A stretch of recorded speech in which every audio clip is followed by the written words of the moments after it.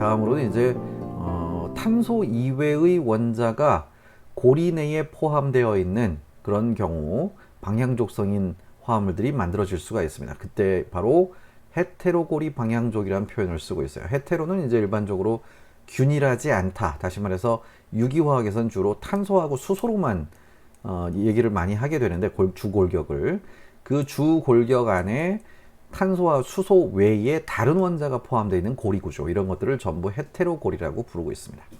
자, 그럼 헤테로고리 방향족에는 어떤 것들이 있을까? 그 중에 첫 번째가 바로 피롤이라고 하는 구조예요. 여기 나온 것처럼 오각형 고리 구조에 질소가 하나 포함되어 있는 건데 원소 기호를 너무 신경 쓰지 마시고요. 전자, 파이 결합에 공명에 참여하는 그 전자쌍이 토탈 몇 개인가만 생각해 보시면 편리하게 아실 수 있을 겁니다.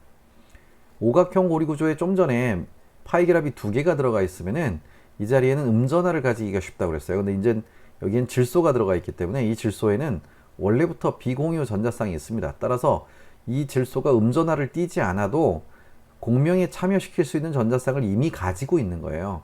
탄소의 경우에는 결합선이 2개가 있기 때문에 이 결합선 중에 하나가 끊어져서 여기에 전자쌍이 남아야지만 이게 공명에 참여할 수 있죠. 하지만 질소에는 이게 수소가 하나만 붙어 있고 비공유 전자쌍이 원래부터 남아 있단 말이죠. 그럼 이 비공유 전자쌍은 알아서 옆에 있는 파이 전자들하고 공명을 할 수 있다는 얘기예요. 그래서 이렇게 하면 여기 파이 전자가 토탈 6개 들어가 있는 이런 상태가 되기 때문에 이게 가장 대표적인 오각형 방향족 헤테로고리 화합물입니다. 그래서 이런 경우에는 이 질소는 요 비공유 전자쌍을 파이가 바로 옆자리에 있으니까 이거를 혼성 오비탈에 들어있는 걸로 생각하지 마시고 p 오비탈에 들어있는 걸로 생각하시고요. 그렇다면 이 질소는 혼성화되지 않은 p가 하나 남아 있으니까 sp2 혼성인 걸로 보셔야 됩니다. 그러나 그냥 sp3 혼성 탄소들로 구성되어 있는 오각형 고리 구조에 질소가 하나 이렇게 포함이 되어 있다. 이걸 이제 피롤리딘이라고 부르게 되는데요. 피롤리딘도 되게 자주 나와요.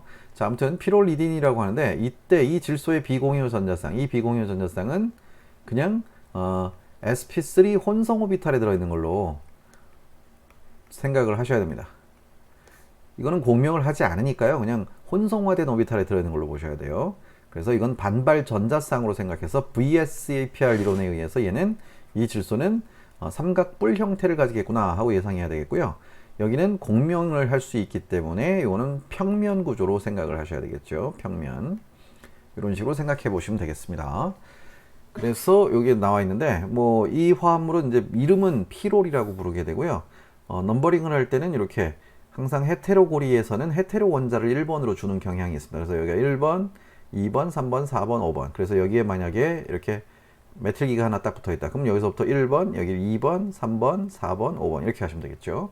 그래서 2메틸 피롤 이렇게 하셔도 되겠고요. 자, 근데 이 피롤 구조는 굉장히 독특한 성향을 띠고 있는 게 쌍극자 모멘트 방향이 이렇게 생겼어요. 보통 우리가 알고 있는 대로라면은 탄소들보다 질소가 더 전기음성도가 세기 때문에 쌍극자 모멘트가 질소 쪽으로 쏠려야 될 것 같은데 이 피롤 구조는 특이하게도 탄소 쪽으로 전자가 쏠립니다. 그 이유는 요 옆에 나와 있는 이 5가지의 공명 구조를 보시면은 아마 대충 대략적으로 예상이 가능하실 거예요. 요걸 좀 더 자세히 보기 위해서 제가 좀 지우고 시작해 볼게요. 공명 구조가 이렇게 5개가 나왔는데 여기서 첫 번째 비공유 전자쌍이 바로 옆에 파이 전자쌍하고 공명을 한다라고 한다면 뭐 다 아시다시피 가장 전자밀도가 높은 전자쌍이 바로 비공유 전자쌍이죠. 그러니까 여기 전자밀도 높은 곳에서 아시다시피 앞에 얘기했던 것처럼 파이스타 오비탈이 바로 옆에 있으니까 파이스타는 파이보다도 전자밀도가 낮은 거죠. 그러니까 전자밀도 높은 데서 전자밀도가 낮은 쪽으로 공명을 하기 시작해요. 그럼 전자가 밀려버리겠죠. 그래서 여기 음전하가 생겼어요. 그 다음에 질소하고 탄소 사이에 이중결합이 생겼고 양전하가 생겼네요. 그럼 여기가 또 이제 전자밀도가 제일 높으니까 바로 옆에 있는 파이스타 쪽으로 또 전자를 밀어줄 수 있겠죠. 이렇게. 그럼 이렇게 또 넘어가서 이게 생겼습니다. 여기에 화살표는 이렇게 그려놨는데 이거는 거의 대부분의 뭐 인터넷에서 찾아보셔도 그렇고 웬만한 유기 교재를 다 찾아보셔도 다 이런 식으로 표현을 하고 있긴 한데 사실 저는 요 둘 사이의 공명은 그렇게 썩 잘 일어나는 것 같진 않다라는 생각을 해요. 왜 그러냐 하면요. 이때 요 지금 이 구조를 옆에 따로 떼놓고 한번 생각해 볼게요. 이렇게 오각형 고리 구조에 이중결합이 있고 여기도 이중결합이 있고 여기에 음전하가 있습니다. 여기는 수소가 붙어 있죠.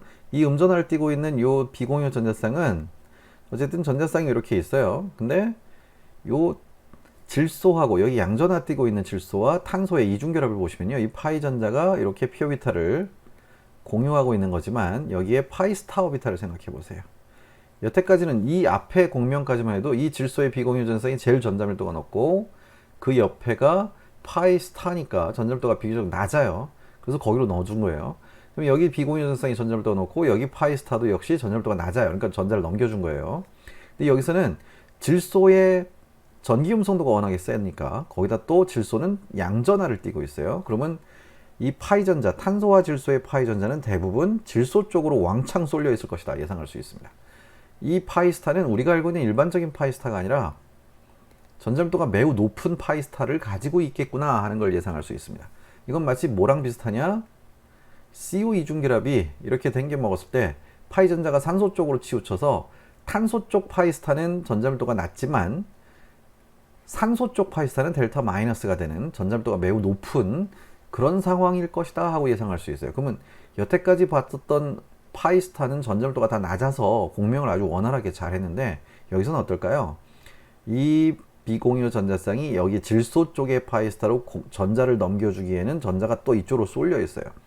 그러면 다른 공명에 비해서는 여기에서 이렇게 공명을 하는 거. 한마디로 이 옆에 있는 비공유 전자쌍이 질소의 파이스타로 전자를 넣어서 파이 전자가 탄소 쪽으로 몰려가는 이런 공명은 다른 공명에 비해서는 좀 느리겠구나. 이 공명의 효과는 좀 비율적으로 좀 확률이 떨어지겠구나 하는 걸 예상할 수 있습니다. 따라서 음전하가 질소 원자 바로 옆에 이렇게 생긴 공명 구조에서는 이 전자가 사실은 이 옆에 있는 파이스타, CC 파이 전자들 쪽으로 이렇게 다시 돌아가 버릴 확률이 높지 않겠냐.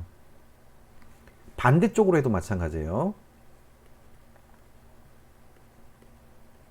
이렇게 맨 처음에 여기 왼쪽으로 줬는데 이번에는 이 질소의 비공유 전자쌍이 오른쪽으로 줬다 봅시다. 그럼 이렇게 넘어가서 여기로 전자가 치우치게 되면요. 그럼 이렇게 공명 구조를 그릴 수 있겠죠. 여기 이중결합 그려놓고 이 자리에 음전하, 여기에는 양전하. 그럼 이때도 마찬가지로 이 탄소의 비공유 전자쌍은 질소의 파이스타에다 전자를 채우기가 상당히 좀 쉽진 않습니다. 이게 다시 그러면은 이 옆에 파이스타가 상대적으로 전자밀도가 더 낮으니까 이쪽으로 넘겨버리겠죠. 그럼 다시 돌아가겠네요, 원래대로. 그래서 원래대로 돌아가 버릴 거예요. 그러면 잘 생각해 보세요. 피롤 구조를 애초부터 이렇게 딱 그려놨을 때 이 공명을 제대로 볼 줄만 안다면은 파이 전자가 이렇게 공명을 하고 있는 건 맞긴 맞는데 주로 이 자리하고 이 자리 두 군데가 음전하가 발생했을 때 이렇게 공명 구조로 음전하가 발생했을 때 여기까지 왔다가 멈춰 있다가 다시 돌아가고 이렇게 돌아가서 여기에서 또 음전하가 발생했다가 다시 돌아가 버리고 하다 보니까 요 두 군데가 그나마 공명이 제일 잘 안 일어나는 위치겠구나 하는 걸 예상할 수 있습니다. 방향족 고리는 벤젠만 하더라도 모든 파이스타와 파이스타가 파이 전자들을 완전히 똑같이 공유를 하고 있기 때문에 어디서도 다 결합성을 유지할 수밖에 없는 상황이 되죠. 근데 이 피롤 구조는 독특하게도 요 질소 원자 바로 옆자리가 이렇게 비공유 전자쌍으로 있을 확률이 제일 높은 자리들이 돼버려요. 한마디로 이 둘 사이에 공유가 이렇게 컨주게이션 되는 게 확률이 제일 떨어지다 보니까 주로 이 자리가 전자가 몰리는 자리구나 하는 걸 예상할 수 있습니다. 그래서 실제로 이 뒤에 반응을 보시면요. 여기다가 전자쌍을 빼앗아가는 친전자체들을 넣었을 때 일렉트로파일의 약자입니다. 친전자체를 넣었을 때 대부분 피롤 구조에서는 이 자리에서만 반응이 일어나요. 다른 자리에서는 반응이 거의 일어나지 않아요. 왜? 음전하가 여기도 걸리고 이런 자리에도 걸리는데 여기서 반응이 가는 예는 볼래야 볼 수가 없어요. 대부분 이 자리 아니면 여기서만 일어나요. 그 이유가 이런 거 아닌가.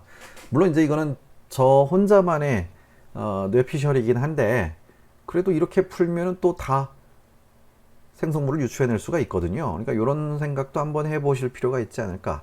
그래서 한번 던져드리는 거고요. 자, 그러다 보니까 어쨌든 5개의 공명 구조 중에서 보시다시피 4번이나 이 질소들의 양전하가 걸리게 되고 나머지 탄소들은 번갈아서 한 번씩 음전하를 띠게 되죠. 그럼 상대적으로 전자들이 주로 몰려있는 쪽이 음전하 걸리는 쪽이에요. 그 다음에 전자가 부족한 쪽이 양전하 걸리는 쪽이죠. 따라서 쌍극자 모멘트가 특이하게도 질소가 아니라 탄소 쪽으로 치우치게 되는 이 부분이 일반적으로 전자밀도가 상대적으로 높아져 버리는 그런 구조가 아니냐. 그래서 쌍극자 멘트가 이렇게 독특하게 나타나는구나 하는 거를 예상하실 수 있어야 될 것 같습니다. 아무튼 피롤 구조는 굉장히 좀 독특하기 때문에 시험에 비교적 자주 나오는 단골 손님이고요. 두 번째로 이미다졸이라는 게 또 나옵니다. 이미다졸은 피롤하고 비슷해요. 이렇게 오각형 고리에 질소가 포함되어 있는데 질소가 하나가 아니라 두 개가 포함되어 있는 오각형 고리 구조를 이미다졸이라고 합니다. 역시 원소 기호에 현혹되지 마세요. 피롤하고 똑같은 거예요. 여기 질소가 이렇게 하나 포함되어 있고요. 여기에 파이 전자가 있죠. 근데 여기에 질소가 하나 더 있어요. 근데 파이 전자는 있어요. 근데 아시다시피 여기 질소에도 비공유 전자쌍이 있고요. 근데 이 질소는 파이 결합을 이미 하고 있으니까 피오비탈은 원래 이렇게 되어 있어요. 그럼 이 질소에 있는 비공유 전자쌍은 수직하게 눕혀져 있는 비공유 전자쌍이에요. 그럼 아시다시피 앞에서 공명에 참여할 수 있는 전자쌍은 피오비탈과 동일한 평면에 있는 수직한 평면에 있어서는 절대 공명에 참여할 수 없다고 그랬죠. 따라서 이렇게 그림을 딱 그려놓으면 수소가 붙어 있는 질소 쪽에 있는 비공유 전자쌍 요것만 공명에 참여합니다. 자, 그 다음에 수소가 붙어 있지 않은 원래 파이 결합을 하고 있는 질소의 비공유 전자쌍은 공명에 참여하지 않아요. 자, 그럼 공명에 참여하지 않으면은 그러면 이거는 뭐냐? 그냥 비공유 전자쌍이에요. 자, 아시다시피 비공유 전자쌍을 가진 질소가 있다라고 한다면 이 질소의 비공유 전자쌍은 전자쌍 주계로 작용할 확률이 높습니다. 따라서 여기 비공유 전자쌍을 가진 질소는 염기성을 나타냅니다. 자, 그에 비해서 질소의 앞에서 그 피롤 구조에서 보시다시피 이 공명에 참여하는 전자쌍을 가지고 있는 질소는 계속 공명에 전자쌍을 제공하다 보니까 여기에는 플러스 전하가 걸려요. 그러면 아시다시피 질소는 전기음성도가 센데 전자 밀도까지 낮아지니까 수소한테서 이 결합되어 있는 수소한테서 전자를 강하게 끌어당겨 버리겠죠. 그럼 수소 쪽에 시그마 스타는 전자밀도가 매우 낮아질 거예요. 따라서 얘는 산성을 띠게 돼요. 그래서 이런 얘기가 나온 거예요. 피롤 구조하고 대단히 유사하지만 질소 중 한 개는 염기성을 띠게 되고요. 나머지 한 개는 거기에 붙어 있는 수소는 산성으로 작용할 수 있다. 산성을 나타낼 수 있다. 그래서 용액 안에다 놔두면 여기에 나와 있는 이 그림처럼 이미다졸 구조들이 지들끼리 서로서로 충돌해가지고 여기에 붙어있는 수소가 산성수소잖아요. 이거를 다른 이미다졸의 이 비공유 전자쌍이 전자를 줘서 이렇게 여기에 또 붙여버릴 수 있어요. 근데 이렇게 되면 여기 양전화 띄니까 이 파이 전자가 더 강하게 이쪽으로 치우치겠네요. 그럼 질소가 다시 공명을 해요. 이렇게. 그럼 이 질소가 가져가겠죠. 그럼 이렇게 되겠고요. 그럼 이 질소에 붙어있는 수소는 더더욱 산성도가 높아지겠죠. 그러면 디프로토네이션. 그래서 이런 구조가 되지 않냐. 그래서 이 수소가 붙어있는 자리가 여기에서 여기로 계속 끊임없이 왔다 갔다 하고 있는 떨어졌다 붙었다 떨어졌다 붙었다 요거를 반복하고 있는 그런 구조가 이미다졸일 것이다 하고 예상해 주시면 됩니다. 어찌됐든 전자 배치를 보시면 얘도 피롤하고 똑같기 때문에 방향족은 맞긴 맞아요. 근데 어찌됐든 간에 이렇게 질소가 두 개라서 아까랑은 좀 다른 양상으로 질소들의 그 공명 참여가 이루어질 것이다 하고 예상하시면 되겠죠. 자, 그 다음에 이제 오각형 고리 중에서 퓨란하고 사이오펜 이런 게 나오는데요. 퓨란도 그렇고 사이오펜도 그렇고 이렇게 밑에 나와 있는 것처럼 오각형 고리 구조에 산소나 질소가 포함되는 거예요. 그러면 뭐 아시다시피 질소에서 보셨던 것처럼 여기에 산소가 이렇게 있으면 산소도 비공유 전자쌍이 있거든요. 물론 두 쌍인데 그 둘 중에 하나가, 그러니까 원래 혼성 오비탈에 이렇게 전자쌍들이 두 개가 들어가 있어야 돼요.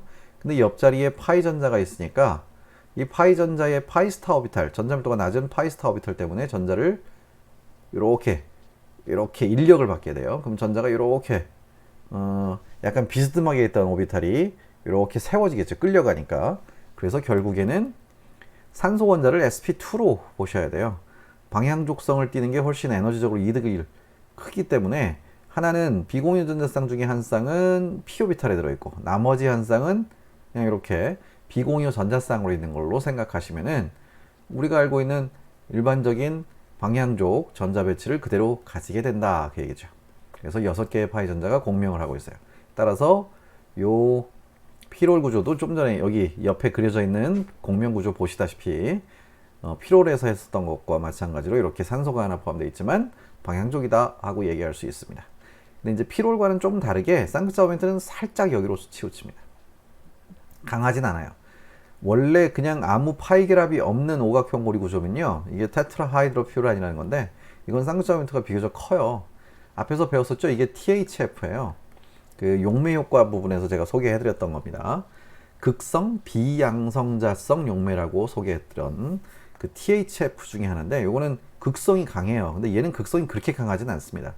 얘보다 쌍극자 모멘트가 훨씬 적어요. 그 이유가 비공유 전자쌍이 공명을 하고 있기 때문에 산소 쪽에서 전자를 빼앗기는 성질이 강해졌어요. 그런데 질소는 쌍극자 모멘트가 아까 피롤 구조는 이렇게 돼 있었죠.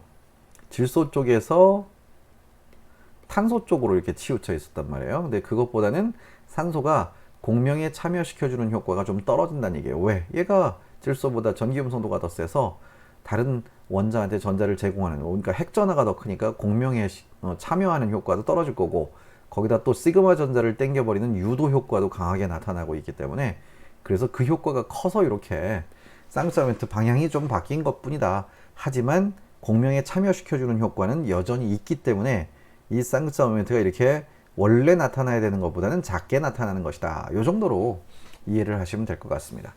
사이오펜 역시 마찬가지예요. 그냥 단지 산소 원자 대신에 같은 족 원소인 황 원자로 이게 바뀌어 버린 것 뿐이고요. 뭐 마찬가지로 이렇게 공명도 똑같이 하게 된다 라고 보시면 돼요. 근데 어쨌든 공명 구조를 보시면 아까 얘기했던 것처럼 지금 이 상태에서 이렇게 넘어가긴 좀 쉽지 않을 것 같습니다. 왜? 탄소하고 산소의 파이 전자는 산소 쪽으로 더 강하게 쏠리죠. 그러면 산소 쪽의 파이 스타는 전절도가 매우 높아요. 그러니까 여기서 전자쌍을 넘겨주기 힘들어요. 그럼 이 자리에 음전하가 좀 이렇게 오래 머무를 것 같고, 또 반대로 여기에서도 이쪽으로 또 공명을 해주는 거, 이것도 잘 안 일어나겠죠. 아까 얘기했던 것처럼 이 경우에도 이렇게 오각형 고리 구조가 있을 때 파이 전자가 있다면 요 산소 원자 바로 옆자리, 황에서도 이 황 원자 바로 옆자리, 이 두 군데가 주로 음전하가 발생해서 컨주게이션이 깨져 있는 상황이 만들어질 확률이 제일 높습니다. 그래서 반응성이 제일 좋은 자리는 이 두 자리가 아니겠느냐. 그러니까 피롤이든 퓨란이든 사이오펜이든 어찌됐든 모두 비슷하게 친전자체하고 반응이 일어나는 자리는 헤테로 원자 바로 옆자리가 일어날 것이다 하고 예상하시면 된다는 얘기예요. 이게 이제 그 오각형 헤테로 고리 방향족들의 공통점을 말씀드린 거고요. 자, 그 다음에 쌍극자 모멘트 방향하고 그 세기를 이제 제가 어디서 찾아가지고 다 이렇게 집어넣었는데, 뭐 좀 전에 얘기했던 그 방식대로예요. 피롤 구조는 탄소 쪽에서 전자를 땡기는 힘이 세져서 이렇게 쌍극자 모멘트가 이런 식으로 나타납니다. 근데 파이 결합이 없으면 질소 쪽으로 당연히 쏠려요. 전기음성도 이쪽이 훨씬 세니까. 그러니까 이거는 방향족성 때문에 그렇구나 하고 예상하시면 돼요.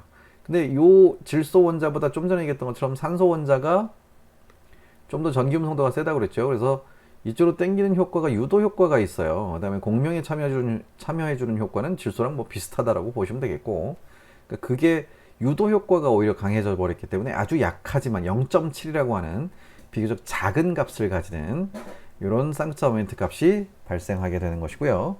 원래대로 한다면 이렇게 큰 쌍극자 모멘트가 나타나야 된다는 얘기죠.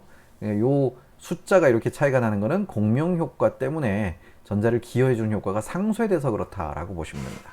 그 다음에 황원자 같은 경우에는 이 산소보다 오히려 좀 작아졌죠. 유도 효과가 좀 줄어서 그래요. 유도 효과가. 근데 이제 이 경우에는 오히려 황이 더 크죠. 그거는 이 유도 효과만 있을 때는, 유도 효과는 어쨌든 거리가 또 되게 중요하잖아요. 그럼 이 산소보다 이 시그마 결합의 길이가 이쪽이 더 커져 버렸기 때문에, 길이가 길어지면 쌍극자 모멘트 커집니다. 쌍극자 모멘트 값은 보통 Q 곱하기 R로 나타내니까요. 이 Q는 비슷한데 이 R이 커져 버리니까, 그러니까 이렇게 쌍극자 모멘트도 좀 더 커지지 않느냐, 뭐 이런 정도. 그렇다고 이걸 뭐 절절절절 외우고 다니실 필요는 없습니다. 물어본다면 뭐 그냥 이렇게 두 개를 물어볼 일은 별로 없고요. 얘나 이런 거랑 물어보겠죠. 이런 시리즈랑 이런 시리즈랑 비교하는 건 물어보겠지만, 이것들 두 개를 물어보는 게 큰 의미가 있을까 싶긴 합니다. 근데 뭐 만약에 굳이 물어본다라고 한다면 지금 제가 설명드린 것처럼 그렇게 설명을 하시면 될 것 같고요.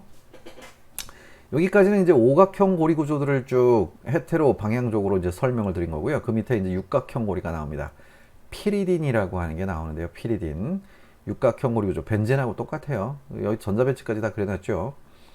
질소의 비공유 전자쌍인데, 이 질소의 비공유 전자쌍은 오각형에서랑 다르게 그냥 고립 전자쌍이에요. 그래서 방향족에 전혀 영향을 주지 않고 원래 가지고 있던 파이 전자들이 벤젠하고 똑같이 공명을 하고 있을 뿐이에요. 단 벤젠 고리와는 다르게 질소라고 하는 전기음 성도가 센 원자가 있다 보니까 육각형 고리 구조의 파이 전자들이 완벽하게 동등하게 공유되어 있는 게 아니고요.